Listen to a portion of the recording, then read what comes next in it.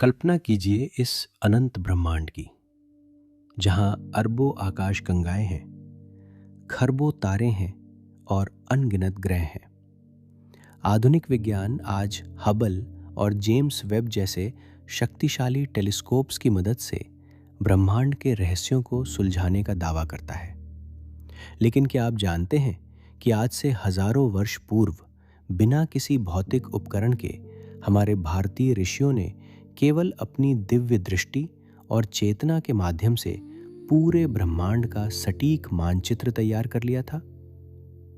भगवान स्वामीनारायण सारे हिंदू शास्त्रों में बताए गए अनुसार समझाते हैं कि इस ब्रह्मांड की रचना और इसमें मनुष्य जन्म का क्या महत्व है।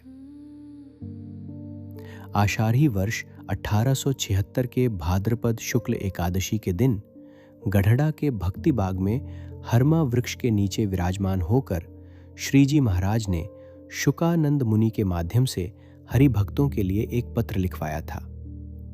हरि लीलामृत के छठे कलश के 11वें और 12वें विश्राम में वर्णित इस पत्र में उन्होंने भूद्वीप खंड, युग परिमाण और प्रलय का अद्भुत वर्णन करते हुए भरतखंड में मनुष्य जन्म की दुर्लभता समझाई है। इसका मुख्य उद्देश्य यही है कि जीव लौकिक प्रवृत्तियों का मोह छोड़कर मोक्ष रूपी कार्य को सिद्ध कर ले। भूगोल खगोल का वचनामृत के नाम से प्रसिद्ध ये प्रसंग केवल कोई पुरानी कथा नहीं है, बल्कि क्वांटम फिजिक्स, स्ट्रिंग थ्योरी और मल्टी डायमेंशनल यूनिवर्स का एक प्राचीन आध्यात्मिक स्वरूप है। श्रीमद् भगवत और अन्य सद्ग्रंथों के अनुसार पूरे ब्रह्मांड में इस पृथ्वी पर मनुष्य का शरीर पाना चिंतामणि के समान दुर्लभ है।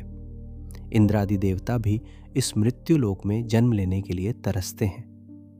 ऐसा क्यों? क्योंकि देवताओं का जीवन भले ही लाखों वर्षों का हो और वहां असीमित सुख सुविधाएं हों, लेकिन वहां मोक्ष का साधन नहीं है। कर्मों को काटकर मोक्ष पाने का एकमात्र जंक्शन हमारी यह पृथ्वी यानी भरतखंड है। हमारे ऋषियों ने इस ब्रह्मांड को 14 लोकों में विभाजित किया है। यह कोई साधारण भौतिक विभाजन नहीं है, बल्कि यह चेतना के विभिन्न आयाम हैं। इस मृत्यु लोक के ऊपर 6 लोक हैं। पहला भूअर लोक, जहां मलिन देव रहते हैं। दूसरा स्वर्गलोक, जहां इंद्र आदि देवों का निवास है। तीसरा महरलोक, जहां अर्यमा आदि पितृदेव रहते हैं। चौथा जनलोक और 5वां तपोलोक, जहां भृगु जैसे महान ऋषि तपस्या करते हैं। और छठा सत्यलोक, जो सबसे ऊपर है, जहां स्वयं ब्रह्मा जी विराजमान हैं। और हमारी इस पृथ्वी यानी मृत्युलोक से नीचे 7 लोक हैं। अतल, वितल और सुतल, जहां दैत्य रहते हैं। तलातल, महातल और रसातल, जहां राक्षस रहते हैं। और सबसे नीचे पाताल, जहां नागों का वास है। आधुनिक विज्ञान की स्ट्रिंग थ्योरी भी आज यह मानती है कि ब्रह्मांड में 10 से 11 आयाम हो सकते हैं, जो हमारी आंखों से अदृश्य है। ये 14 लोक वास्तव में वही उच्च और निम्न आवृत्तियों वाले आयाम हैं जिन्हें केवल ध्यान की चरम अवस्था में ही देखा जा सकता है।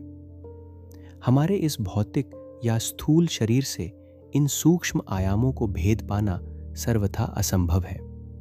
केवल उच्च कोटि के सिद्ध योगी या महापुरुष ही अपनी गहन साधना और योग बल से इन आयामों में आ जा सकते हैं। एक सामान्य मनुष्य के लिए अपनी स्थूल इंद्रियों के साथ इन लोकों की यात्रा करना पूरी तरह से नामुमकिन है। अब आते हैं उस रहस्य पर जो सबसे ज्यादा चौंकाने वाला है। मृत्युलोक के 7 चक्राकार द्वीप और समुद्र।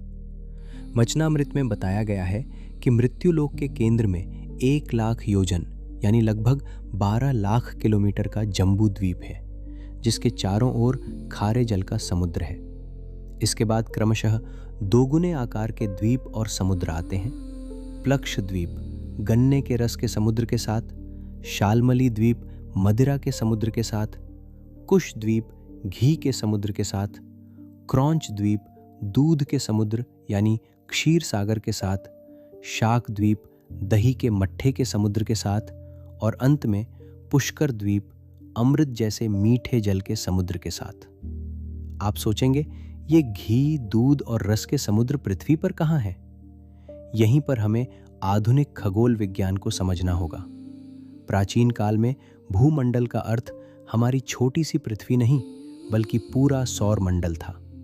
वैज्ञानिक डॉक्टर रिचर्ड थॉमसन के शोध के अनुसार ये 7 द्वीप और समुद्र वास्तव में सूर्य की परिक्रमा करने वाले ग्रहों की कक्षाएं और उनके बीच का अंतरिक्ष हैं। क्षीर सागर या दूध का समुद्र और कुछ नहीं, बल्कि हमारी मिल्की वे गैलेक्सी है, जो अंतरिक्ष में दूध की नदी जैसी दिखाई देती है। ऋषियों ने कॉस्मिक प्लाज्मा और नेबुला को समझाने के लिए दूध, घी और दही जैसे रूपकों का प्रयोग किया था।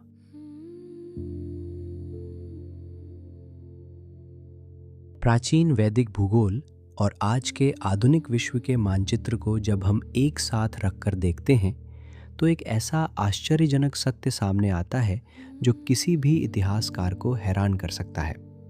भूगोल खगोल के वचनामृत में श्री जी महाराज ने जिस जम्बू द्वीप और उसके 9 खंडों का वर्णन किया है, वह हवा में तैरता कोई काल्पनिक ग्रह नहीं, बल्कि हमारी इसी पृथ्वी का वह विशाल भूभाग है जिसे आज हम यूरेशिया यानी एशिया और यूरोप का संयुक्त महाद्वीप कहते हैं।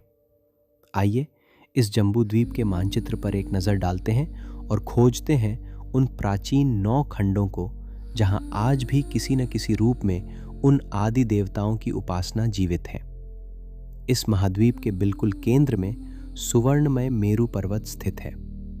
आधुनिक भूगोल के अनुसार यह मध्य एशिया की पामीर ग्रंथि या तिब्बत का क्षेत्र है, जिसे दुनिया की छत कहा जाता है और जहां से सभी प्रमुख पर्वत श्रृंखलाएं जन्म लेती हैं। इस मेरू पर्वत की तलहटी में चारों ओर इलावृत खंड फैला हुआ है, जो आज का तिब्बत और चीन का तारिम बेसिन है। वचनामृत के अनुसार यहाँ शिवजी मुख्य भक्त हैं और वे संकर्षण भगवान की उपासना करते हैं। यह कोई संयोग नहीं है कि आज भी इसी क्षेत्र में पवित्र कैलाश पर्वत स्थित है, जिसे संपूर्ण विश्व भगवान शिव का शाश्वत निवास स्थान मानता है। मेरू पर्वत से पश्चिम की ओर जाने पर केतुमाल खंड आता है, जिसे सुबक भी कहा जाता है। यह आज का ईरान, मध्य पूर्व और यूरोप का विशाल भूभाग है। यहाँ लक्ष्मी जी मुख्य भक्त हैं और वे कामदेव के अवतार प्रद्युम्न भगवान की उपासना करती हैं। यदि हम प्राचीन यूरोपीय सभ्यताओं और ग्रीक रोमन इतिहास को गहराई से देखें, तो वहाँ की सबसे पूजनीय देवियाँ एफ्रोडाइट और वीनस रही हैं, जो सौंदर्य, ऐश्वर्य और संपत्ति की देवियाँ हैं, जो साक्षात लक्ष्मी जी का ही पाश्चात्य स्वरूप है। उनके साथ कामदेव के स्वरूप क्यूपिड या इरोस की पूजा होती थी। समय के साथ नाम और भाषाएं बदल गईं, लेकिन यूरोप के मूल में ऐश्वर्य और प्रेम की वह प्राचीन उपासना आज भी उसी रूप में विद्यमान है।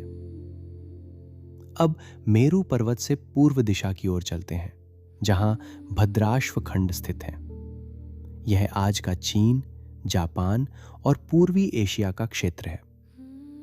वचनामृत के अनुसार यहाँ भद्रश्रवा मुख्य भक्त हैं और वे भगवान के अश्वमुखी अवतार हयग्रीव की उपासना करते हैं। आपको जानकर आश्चर्य होगा कि यह उपासना आज भी जापान में जीवित है। जब बौद्ध धर्म का पूर्वी एशिया में विस्तार हुआ, तो वह सनातन धर्म के कई देव स्वरूपों को अपने साथ ले गया। आज भी जापान में बातो कन्नन की पूजा होती है, जिसका अर्थ है अश्व के मुख वाले देवता। यह बातो कन्नन कोई और नहीं, बल्कि साक्षात भगवान हयग्रीव ही हैं, जिन्हें पूर्वी एशिया में एक महान रक्षक के रूप में आज भी पूजा जाता है।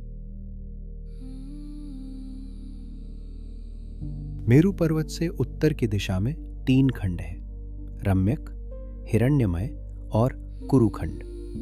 ये रूस, साइबेरिया और आर्कटिक महासागर तक फैला हुआ अत्यंत बर्फीला और दुर्गम प्रदेश है। यहाँ क्रमशः मत्स्य, मछली, कूर्म, कछुआ और वराह सूअर भगवान की उपासना होती है। प्राचीन काल से ही उत्तरी ध्रुव और साइबेरिया की जनजातियों शामैनिक कल्चर्स में जल प्रलय की कथाएं और जानवरों के दैवीय स्वरूपों की पूजा प्रचलित रही है। आज भी उत्तरी सभ्यताओं की लोक कथाओं में वर्ल्ड टर्टल यानी ब्रह्मांडीय कछुए का स्पष्ट उल्लेख मिलता है, जिसकी पीठ पर उन्होंने पूरी पृथ्वी को टिका हुआ माना है। ये हमारे कूर्म अवतार का ही स्मृति चिन्ह है।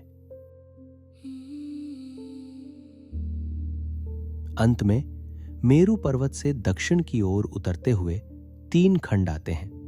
पहला है हरिवर्ष खंड यानी दक्षिणी तिब्बत, जहां प्रहलाद जी नृसिंह भगवान की उपासना करते हैं। उसके ठीक नीचे किम पुरुष खंड है, जो विशाल हिमालय पर्वतमाला और नेपाल भूटान का क्षेत्र है।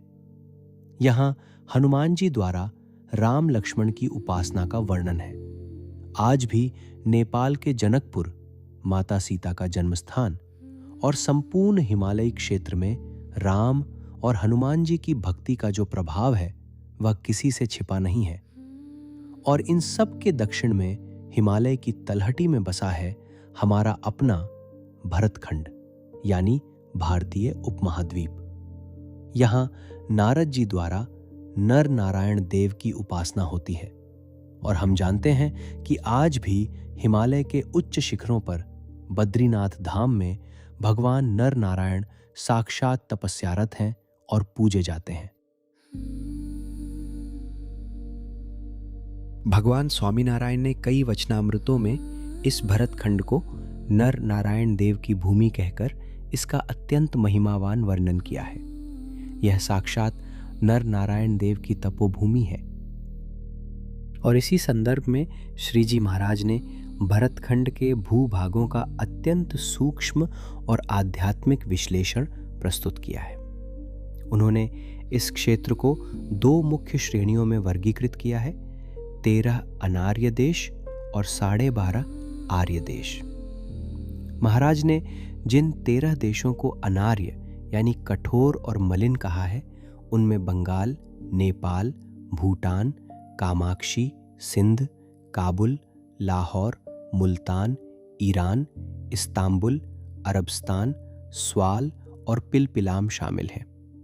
इन क्षेत्रों में सद्गुरु की प्राप्ति और मोक्ष के धर्म को समझना अत्यंत दुष्कर है।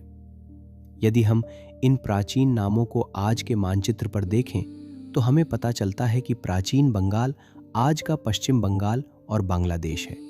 कामाक्षी आज का असम और पूर्वोत्तर भारत है। सिंध, लाहौर और मुल्तान आज पाकिस्तान का हिस्सा है। वहीं काबुल आज का अफगानिस्तान है और इस्तांबुल तुर्की का क्षेत्र है। इसी तरह अरबस्तान आज का सऊदी अरब है, जबकि स्वाल और पिलपिलाम प्राचीन मध्य पूर्व के सीमावर्ती इलाके हैं। इसके विपरीत महाराज ने 12.5 देशों को आर्य या उत्तम श्रेणी में रखा है। ये वे पवित्र क्षेत्र हैं जहां भगवान के अवतार होते हैं और ब्रह्मवेत्ता संतों की उपस्थिति सर्वाधिक होती है, जिससे यहाँ मोक्ष का मार्ग सुलभ हो जाता है। इन 12.5 उत्तम देशों में शामिल हैं पूर्व, व्रज, मालव, मारू, पंजाब, गुजरात, दक्षिण, मलबार, तेलंग, द्राविड़, बारमलार, सोरठ और आधा कच्छ। आधुनिक नक्शे के अनुसार इसे समझे तो पूर्व का अर्थ है पूर्वी भारत और व्रज आज उत्तर प्रदेश का मथुरा वृंदावन क्षेत्र है। मालव मध्य प्रदेश का मालवा क्षेत्र है और मारू राजस्थान का मारवाड़ क्षेत्र है। इसके साथ ही हमारा गुजरात राज्य, जिसमें संपूर्ण सौराष्ट्र यानी सोरठ और आधा कच्छ क्षेत्र भी शामिल है। महाराज का यह स्पष्ट निष्कर्ष है कि यद्यपि भरतखंड के सभी मनुष्य यदि मोक्ष का उपाय करें तो मोक्ष प्राप्त कर सकते हैं, लेकिन इस पूरी आध्यात्मिक भूगोल में हमारा गुजरात राज्य सबसे अधिक महत्वपूर्ण है। गुजरात, सोरठ और कच्छ का यह क्षेत्र वह परम पवित्र भूमि है और जहां मोक्ष का मार्ग सबसे आसान है।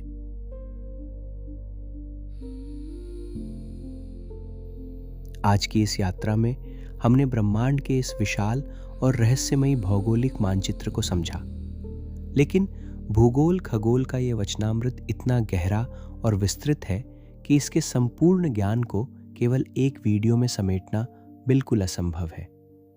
भगवान श्री स्वामीनारायण ने इस वचनामृत के दूसरे हिस्से में ब्रह्मांडीय समय रेखा यानी कॉस्मिक टाइमलाइन का जो अद्भुत गणित समझाया है, वह आपके सोचने के नजरिए को हमेशा के लिए बदल कर रख देगा। अगले भाग में हम उस महारहस्य से पर्दा उठाएंगे जिसे आज का आधुनिक विज्ञान टाइम डायलेशन की थ्योरी कहता है। हम जानेंगे कि एल्बर्ट आइंस्टाइन के जन्म से युगों पहले हमारे ऋषियों ने कैसे यह अचूक गणना कर ली थी कि हमारी पृथ्वी के करोड़ों वर्ष ब्रह्मा जी के केवल 1 सेकंड के बराबर होते हैं। हम चारों युगों सत्ययुग, त्रेता युग, द्वापर युग और कलयुग के सटीक गणित की गहराई में उतरेंगे और सबसे बढ़कर हम जानेंगे उन 4 भयंकर प्रलयों के बारे में, नित्य, नैमित्तिक, प्राकृत और आत्यंतिक प्रलय, जब सूर्य, चंद्र और अनंत कोटि ब्रह्मांड एक झटके में शून्य में विलीन हो जाते हैं और प्रकृति स्वयं अक्षर पुरुष के तेज में समा जाती है।